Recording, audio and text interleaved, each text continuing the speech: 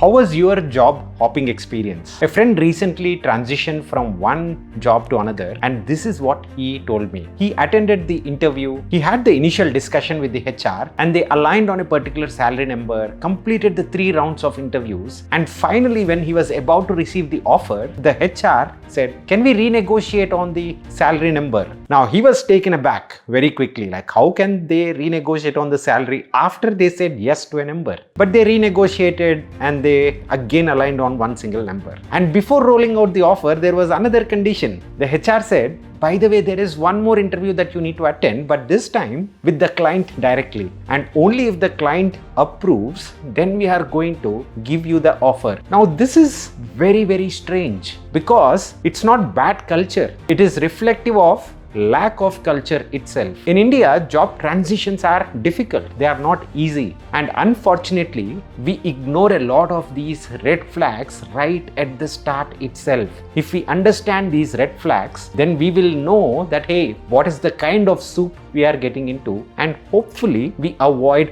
these soups. And in this video, I want to share a few red flags with you which we often tend to ignore or just brush it off under the carpet. So let's start with the first one, which is lack of culture. As I already mentioned, during the interviewing stage, during the offer rollout stage, this lack of professionalism will be very apparent, if not even before during the interviews. And what happens in this scenario when there is lack of professionalism, even if you face a problem a few months down the lane, a few years down the lane with that organization, nobody gives a damn. Everybody takes everything for granted. And what does that mean? There won't be a lunch break. It might sound simple and stupid, but these things do add up. You not only have a lunch break, but if you have one, you'll make it a working lunch. You take late night calls granted. If the client is coming and telling you that, hey, we'll have a call every day, not just late night calls, but every day late night calls will also be taken for granted. This impacts the quality of our personal life, our quality of the relationships, and this stress will increase multifold. I'm telling you, these organizations that give you the visibility into their culture right at the start itself will tell you how it's going to be a few months down the lane. So consider it as a huge red flag. The second red flag is related to our own skill set. Are we making this transition based on our expertise in a tool, our expertise in a domain, or our expertise in any particular technology? And is there scope for this technology or domain or tool going forward? Typically, when we start our careers, the HR, one fine morning, they do some random allocation in the Excel and they say that, hey, you are into front end, you are into back end, and you are into testing, or you are picking up some tool. This allocation might seem random and might seem inconsequential at that point in time, but it will stick with us for a very, very long time. How much salary we receive depends on that random allocation to an extent. Why? Because if you are a front-end developer, if there is a lot of supply of front-end developers and there is not a lot of demand in the market, you won't get a high salary. But if there is a specific niche tool which has a lot of demand, but there are not too many developers working on that tool, you might be able to draw a huge salary. And these things are at random at the start because we have no idea how a tool will perform. And the ingoing understanding or assumption is that any tool will have a maximum life of 5 years. And after that, the tool will vanish somehow magically. That is what everybody will say. And why does that happen? Nobody has an idea. We need to understand at a fundamental level how some of these tools work. For example, if we take Adobe Experience Manager, it's a content management system. And if any large organization is using Adobe Experience Manager as their CMS platform, it's very hard to replace Adobe Experience Manager with another CMS. The migration will be like hell. So they don't transfer these kind of things. This platform or this particular tool, Adobe Experience Manager, will be there not only for the next 5 years, but even longer because it is hard to replace these kind of tools. Similarly, a lot of tools which are meant to have only 5 years shelf life will have longer lives. You need to understand that. You need to talk to people. There is one other career skill right now which is looking like having a long life ahead, a career in data science. If you are interested in building a career in data science, do check out Odin School's 6-month live instructor-led bootcamp. In this bootcamp, you are not only learning theoretical concepts, but you also get to apply these concepts in 10 plus projects under the guidance of industry professionals. When you go through the success stories, you will realize that folks have not only utilized this bootcamp to launch their careers in data science, but have also used this to transition into data science from a completely different technology. On top of it, once you complete the 6-month bootcamp, you are eligible to apply for their 500 plus hiring partners. And the placement support will continue for more than 2 years, where you will be having a lot of mock interview sessions, behavioral sessions, and so on. The course fee can also be paid in 2 ways. Option 1, you can pay the full course fee of rupees 75,000, which comes along with EMI options, and you are also eligible for early bird offers up to 10,000. Option 2 is you pay 40,000 in advance and attend the full course and pay 10% of your CTC after getting job through Odin School. Go ahead and register for the bootcamp using the link in the description box. The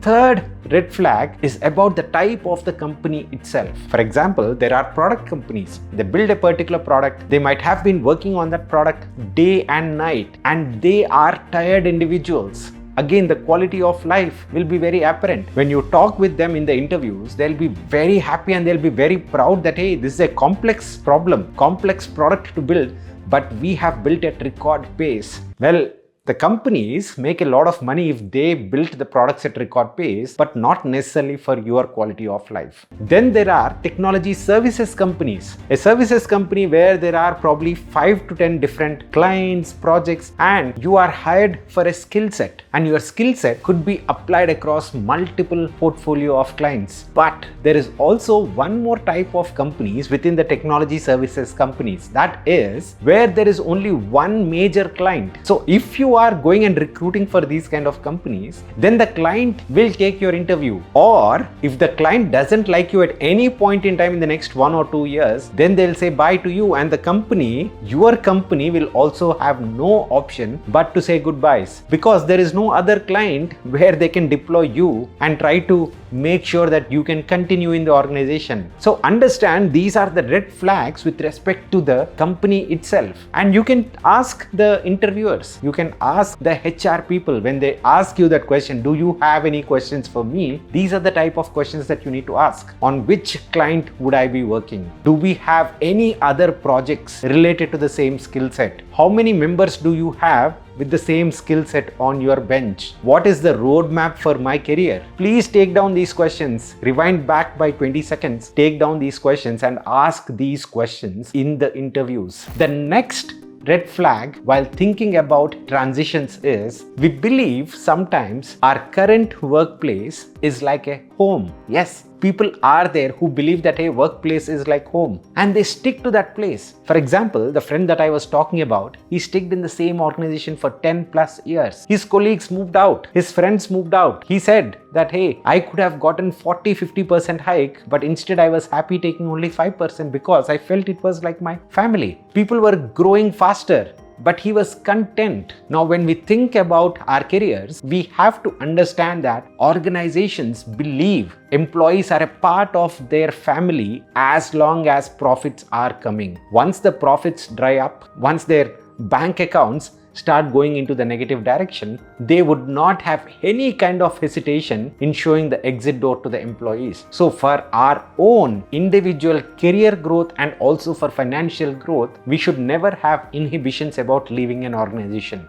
And I personally believe we need to check and make this evaluation even when we are comfortable at least once every 1.5 to 2 years. And if we are doing that, then we know if we should transition versus not. And one of the biggest red flags that we will know even about our current organization and our salaries come when we are actually going and speaking to people in the job market. So please do not ignore that task. Transitions are tough, but that doesn't mean we don't make transitions at all. we have to still. The next red flag that I want to highlight is understanding office politics. We leave companies because of office politics and we join companies because of these things. And what is the office politics in the basic sense? In my opinion, somebody stealing the credit for your work. You work hard, you want to make things happen, and you share it with your manager, but your manager shares it with the US counterpart, client, and says that, hey, I did this work. Pawan didn't have anything to do about it, or they don't even mention your name. Now, why do people even do that? I had these kind of questions when I was first working in the corporate world. Why would anybody do this? Nobody would do it. This is all bogus. Nobody would steal my work. But they do. Over years of experience, I've realized that this happens more often than not, because people want to make sure that the clients believe they are the only important person in the entire offshore setup. If they have to let go of people, at least they'll make sure this person is staying. If they have to give on-site opportunities, they know who are the first persons to actually go ahead and give these H1Bs. Or if they have to give promotions, they know who is the first person to be promoted. There are multiple other things. So it is your responsibility to protect yourself from this kind of office politics. And this is not necessarily true only for your previous organization, but this is true for every single organization that you are going to work for. So keep an eye out on every transition that you are making, how the office politics are playing out. And finally, before I close the video, please understand that transitions are highly stressful, and make sure that does not impact your work, your personal life, your relationships, or anything else, because there is always another transition that is down the line. Thank you guys. See you again in the next one. Bye bye.